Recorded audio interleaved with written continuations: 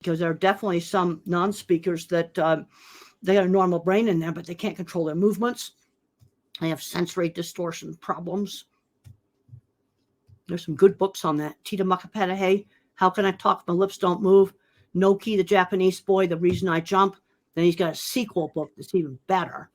But these are people that absolutely type independently. And give you a little tip on how to do that.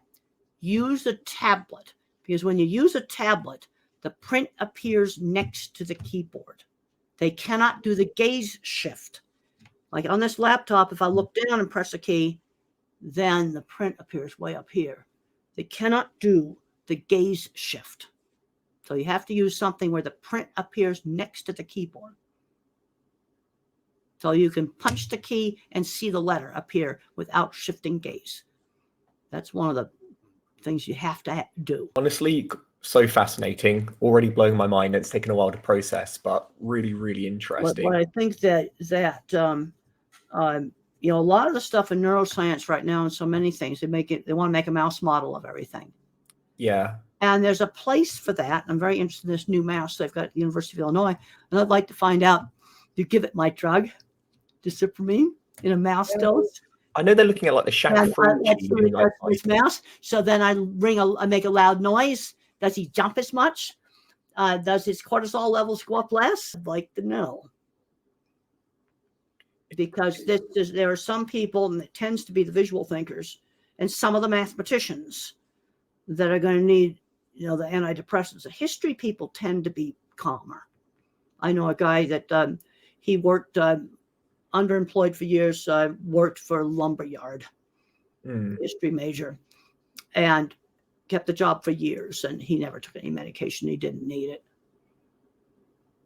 It's interesting because I work with a lot of people who are seeking employment and say they have autism. They've worked in very manual construction trades their entire life, but now those trades are falling apart due to automation. They're having to do more conventional office work, and they're really struggling with that. Well, I hate it. You know, the thing is that, see, the thing to do in construction is to get beyond, you know, I've tied rebar on both dip fats. I know how to tie rebar.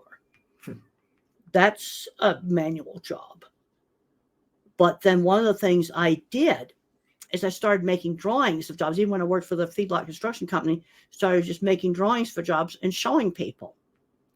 In other words, you've got to try to do something to move yourself out of just tying rebar. Oh, God, I've seen bridge construction. I see people in there tying rebar. I've done that job, but I wouldn't want to do that for the rest of my life. See, that's where I could see the door. You see, and my writing really helped me. And then when I did a little tiny job, I wrote about it, and I put the drawing in the magazine. I know you spoke quite a lot about your portfolio and how it's always useful to have a physical and a digital one. I was wondering if you had any advice for those who are neurodivergent who struggle with credibility. For instance, they might have all the qualifications you could ever want in life, but then when it comes to impressing people, say in the interview stage, that's where they may fall short. I want to try to avoid conventional interviews.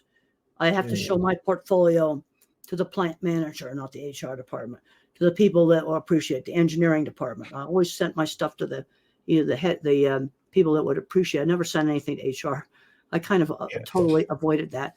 Another thing I want to talk about, this very dangerous situation for an autistic person, is changing bosses. Okay. I almost lost my job at the Farmer Ranchman magazine. The magazine got sold. We got a new boss named Jim, and I didn't recognize the warning signs that Jim thought it was weird and he was going to get rid of me.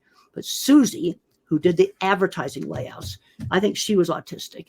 She said, we got to get together a big scrapbook of all your articles to show to Jim. So Jim doesn't fire you. And I got together a big, thick scrapbook like that, and Jim gave me a raise. But changing bosses, another sad case was a guy that worked for years in a little workshop at one of the big plants, and the company got sold. And they wanted to put him in a different plant with a new boss. That was a real total mess. That's a dangerous, dangerous time, is changing bosses.